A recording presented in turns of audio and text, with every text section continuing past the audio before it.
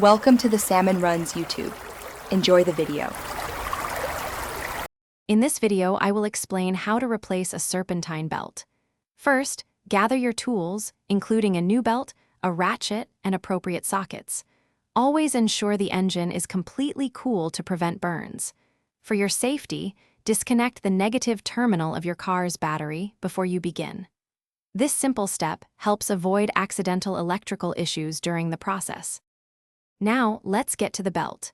Identify the serpentine belt tensioner pulley, which usually has a square opening for a breaker bar. Apply pressure to the tensioner to release the belt's tension. Once the tension is off, carefully slide the old belt off all the pulleys, making sure to note its routing for later. With the old belt removed, it's time for the new one. Refer to your vehicle's belt routing diagram, often found under the hood, or recall how the old belt was routed. Carefully thread the new belt around all the pulleys, ensuring it sits perfectly in each groove. Once routed, reapply pressure to the tensioner to allow the belt to fully seat.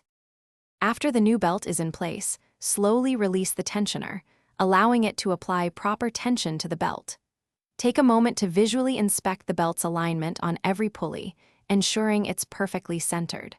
Finally, reconnect the negative battery terminal, start your engine, and listen for any unusual noises to confirm a successful replacement. Thanks for watching. Consider subscribing if we helped you.